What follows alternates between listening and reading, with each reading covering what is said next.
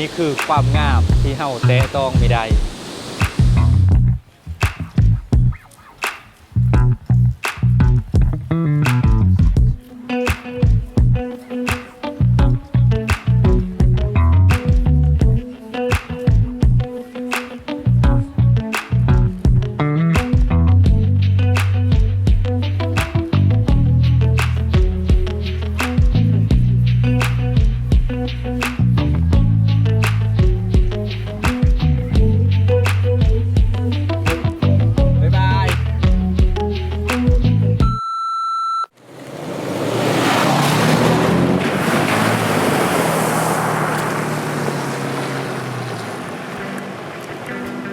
ขอต้อนรับท่านผู้ชมเข้าสู่รายการใหม่ของยูนาผู้ไทย Explorer ตอนทำอิฐนี้เป็นการเติมเต็มความฝันของตัวเองคอยเยอะเฮ็ดสารคดีตามเจอตัวเองเยอะไปในสถานที่ที่น้อยคนจะได้ไปเพื่อสำรวจค้นหาศึกษาและเล้าเลิงเล่าที่ค่อยพบเห็นผ่านเลนส์ทริปนี้เขาเดินทางมายังจุดสุ่มลาโกเขตตะเข็บชายแดนอันห่างไกลของเมืองเซโปณดินแดนแห่งนี้ผู้คนที่เคยมาเยี่ยมยามตั้งขนานนามกันว่าเป็นปากซ่องบริเวณแห่งที่2เพราะเป็นเขตผู้สูงมีดินที่อุดมสมบูรณ์เต็มไปด้วยสวนกาแฟออร์แกนิกภูมิปัญญาชาวบ้านพร้อมทั้งเป็นที่ตั้งของตาดสะแลนอันโด่งดังแต่ปลายทางของค่อยทริปนี้อยู่ที่ตาดสะดีซึ่งอยู่ในสายน้ำเดียวกันกับตาดสะแลน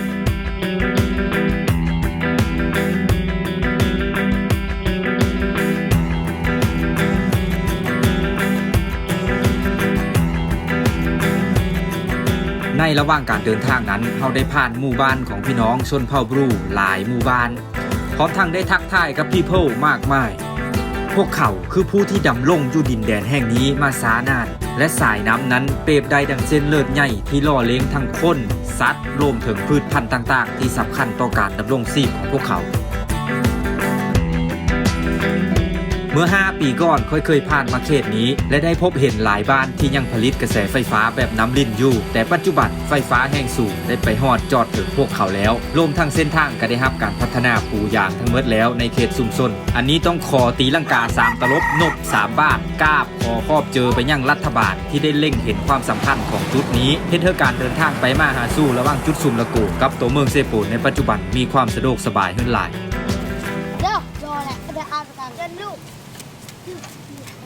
โซนกาแฟอยู่นี่มีโดยทั่วไปเลยได้เขาสามารถปุปะปุทิมและได้ผลละปุที่ดีได้เลยตามถามในบ้านเมื่อวานนี้นะขายเฮเวทได้ประมาณกิโลละ 2,000 กีบทั้งที่เป็นกาแฟเนื้อดีได้ค่อยว่าได้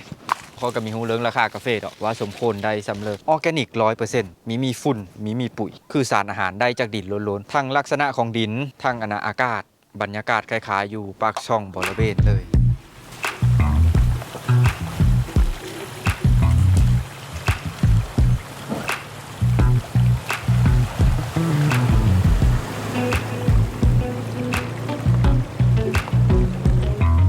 หลังจากการเดินทางประมาณ1 ชั่วโมงกับ30 นาทีพวกเขาก็มาฮอดเขตน้ำตกตาดสะดี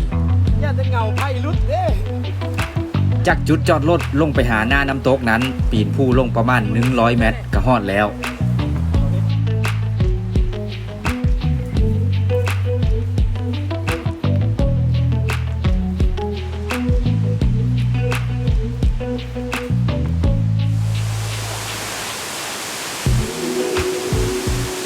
มันอยู่ไกลป่านนี้กับมีตัวเฮาและที่มา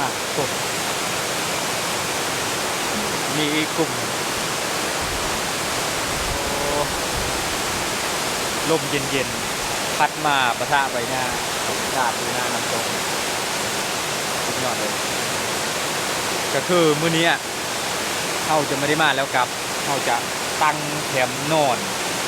แถวนี้แหละยังสิหาบ่อนนอน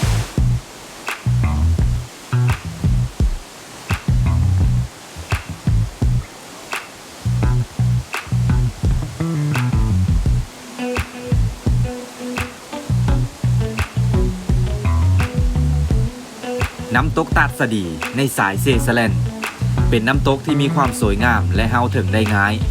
พอเฮาย่างจากบ่อนจอดรถเพียงแต่ประมาณ100 เมตรเฮาก็ฮอดตัวน้ำตกแล้ว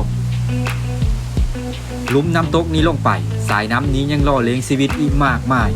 ทั้งหน้าแซงและการเฮ็ดกสิกรรมอื่นๆในหน้าแล้ง เ มื่อเส้นทางการไปมาหาสู่สะดวกสบายกว่าแต่ก่อนจึงเฮ็ดให้ผู้คนในเขตนี้นิยมมาปิกนิกในช่วงวันพักเสาร์อาทิตย์และก็ขับรถกลับ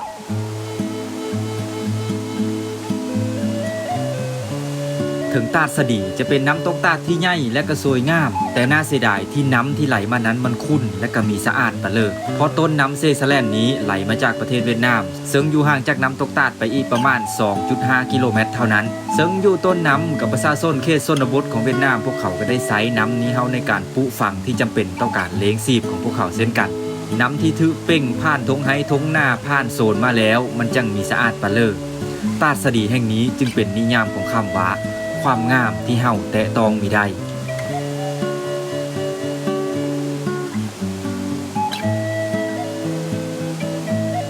หลังจากซื้นชมความงามกับบรรยากาศของน้ำตกพอสมควรแล้วพวกเฮาก็เริ่มตั้งที่พักเพื่อสินอนดื่มด่ำกับบรรยากาศอยู่หน้าน้ำตกแห่งนี้เพื่อสมกับความตั้งเจอที่หมายมั่นกันมาตั้งแต่เฮิรนมีนกกดบินลงมาหากินที่นี่บินไปฮั่น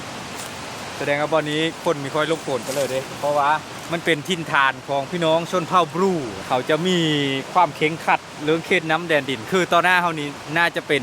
ดงมเหสักของเขานี่ทางนี้นี่เป็นดงจำเขานะและในดงที่เขาเอิ้นว่ามเหสักของเขามันเขาจะมีแตะตองกกไม้สัตว์ป่าแม้แต่อันเดียวนะ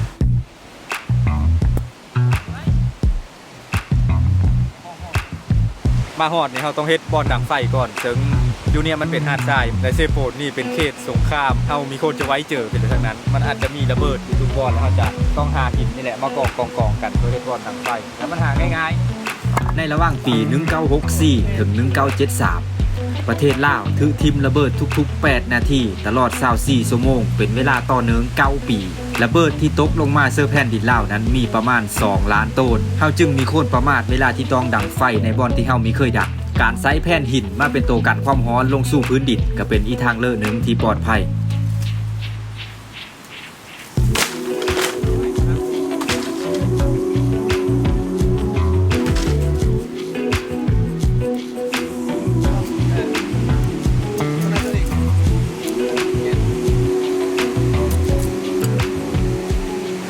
จะมีดกะตั้งแต่สมัยหงสาวดียกทัพมาตีกรุงอโยธยา มีตั้งแต่สมัยพระเจ้าบุเรงนอง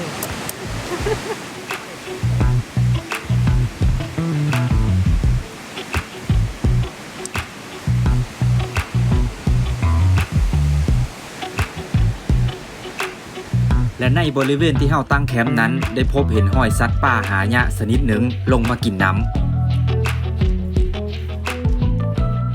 มันจะคล้ายๆกับห้อยแมวแต่ว่าอุ้งตีนเนี้ยเหมือนห้อยของเห็ดถ้ามีแม้นเห็นอมกับ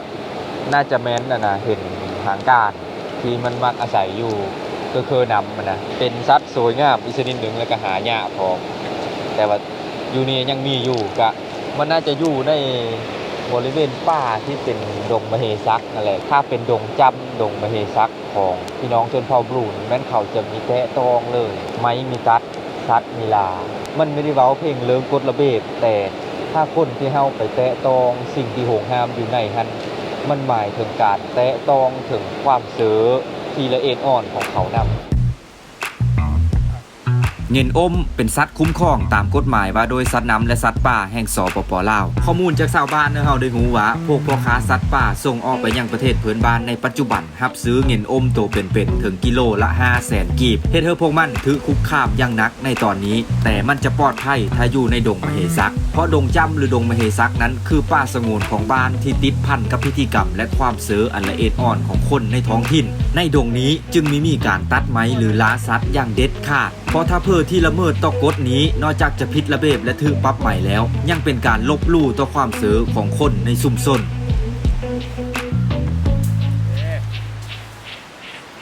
ที่พักที่เฮาเลือกใช้ในทริปนี้ก็คืออู่แพเพราะจะให้สัมผัสการนอนที่นิ่มโนนกว่าการนอนเต็นท์ในบางครั้งที่เฮาเดินทางหลายคนนั้นธรรมชาติของผู้ชายย่อมมีกึ่นโตเป็นธรรมดาและถ้าเจ้าเป็นคนที่ผ่านการเดินทางมาแล้วมากมายย่อมจะรู้ดีว่าการนอนดมกึ่นกันและกันอยู่ในเต็นท์นั้นเ เป็นสิ่งที่มีพึ่งปรารถนาอย่างที่สุดเพราะฉะนั้นการนอนอู้จึงสะดวกกว่าพร้อมทั้งประหยัดพื้นที่ในการพกพาพร้อมในบ้านตะบอนเลยนะมาเว้ยเขามี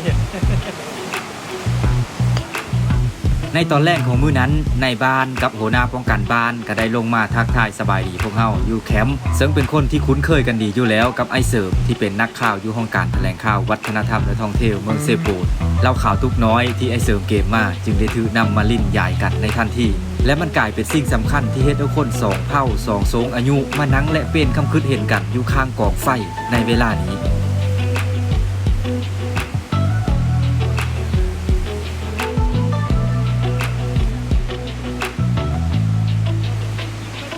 และมันเป็นสิ่งที่ปฏิเสธมิได้ว่าในเวลานี้ทุกคนล้วนแต่ต้องการของแกมเป็นที่สุดและไอ้กึ้มเจ้าของร้านอาหารมาโฮมทั้งเป็นเชฟประจำทีมงานเฮาก็ได้จัดการกับปลานิ่นที่เฮาถือมานำเพื่อสนองของแกมเพื่อกับวงเราน้อยๆที่กำลังนั่งถามข้าวๆกันอยู่ในข้างกองไฟณตอนนี้สุราถ้าเฮาใช้มันเพื่อหาเหลืองเฮาก็ได้เหลืองถ้าเฮาใช้มันเพื่อหามิตรภาพเฮาก็จะได้มิตรภาพที่ไม่ต้องลงทุนพิละลาย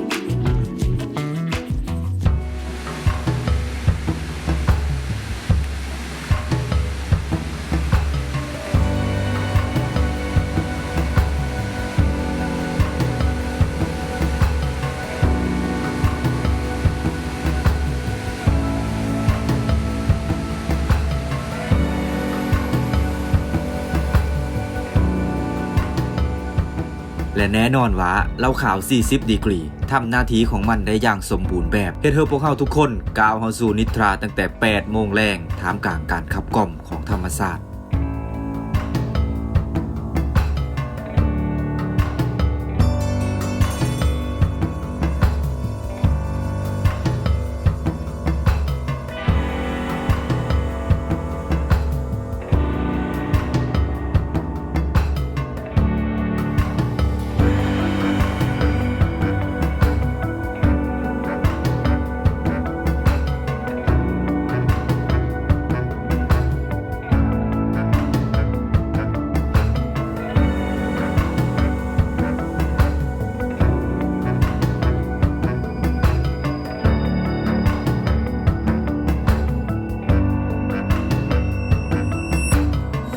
ในระหว่างการท่านำกาแฟฮอนเนี่ยเขามีกิจกรรมเฮ็ดหน่อยหนึ่งเขาสิไป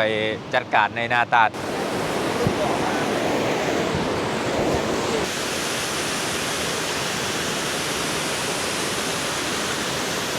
นี่เป็นโซงหารายได้เก็บกระป๋องขาย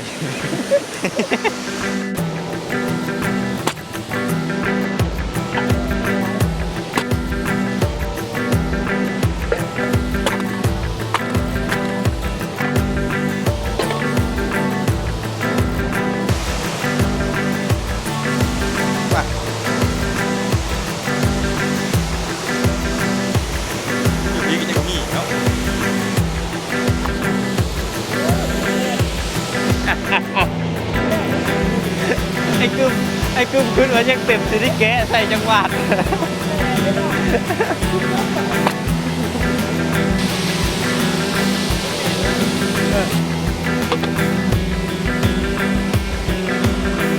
ออโต้พลาสติกแง่ก็ต่างหากสบายขายดิเรื่องขี้เยอะก็เป็นปัญหาหนึ่งเวลาเขาไปเที่ยวสิเลยก็มักสิพบเห็นอยู่ตลอดเวลาเขาไปสิเลยไปเที่ยวบ่เลิกกันตามเขาคนรับผิดชอบของตัวเขาเองเพื่อมันโลดนักท่องเที่ยวมืออาชีพที่มีคุณภาพเขามีเหตุกันและเขาทุกคนสามารถเป็นนักท่องเที่ยวที่มีคุณภาพได้เพียงแต่มีความรับผิดชอบต่อสิ่งเส้นเหลือที่เขานำไปเท่านั้นมันก็มีสร้างมลภาวะมีสร้างความเดือดร้อนทั้งพืชแล้วประเทศสิงคโปร์เป็นประเทศที่สะอาดที่สุดในโลกได้นี่แม้นย้อนเพลงกฎหมายเพียงอย่างเดียวแต่เป็นย้อนคนที่อยู่ในประเทศสิงคโปร์ทุกคนโฮมมือโฮมแห้งกัดมันจึงสิเป็นแบบนั้นได้เฮาไม่ได้แม่นคนดีเลิศเลอเพราะพระมาได้เสิร์ที่มานำเก็บหรือจิตอาสาไปเลยที่มานำเก็บขี้เหนียวทุกตอนนี้ดอกบ่เพียงแต่เฮามาแล้วมันเห็นมันกรีดด้วยตาเฮามีมากเฮาก็เพ่งเก็บขี้เหนียวนี่ก็ไม่ได้ทิ่มนี่ดอกในระหว่างเส้นทางที่เฮามาเนี่ยมันก็มีบ่อนทิ่มขี้เหนียวหลายบ่อนอยู่ดอกที่เขาเฮ็ดไว้เฉพาะเฮาก็ไปทิ่มยันลงอันมันก็ไม่ได้แม่นที่เหลือที่นักหนาหลาย เดี๋ยวกินกาแฟหอบเสามาน้ำได้ทีแล้วล่ะป่านนี้นี่ที่เยอะที่เขาเก็บมานี่ก็เป็นประโยชน์ย้อนได้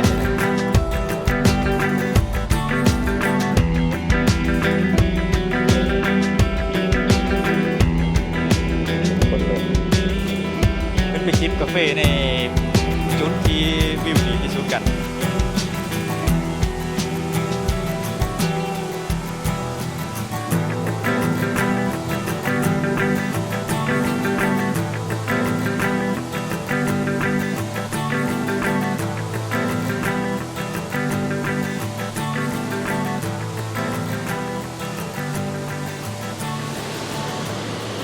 บรรยากาศตอนนี้แบบว่าจะเบิ่งในภาพเจ้าก็น่าจะรู้แล้วเนาะว่ามันดีหลายนี่คือการเดินทางทริปสั้นๆที่ตั้งเจอจะพาทุกคนมาสัมผัสบรรยากาศข้อมูลข้อเจอที่ติดตามเบิ่งจบแล้วอย่าลืมใส่ปุ่มไลค์ปุ่มแชร์ให้เป็นประโยชน์แล้วพบกันใหม่ทริปต่อไป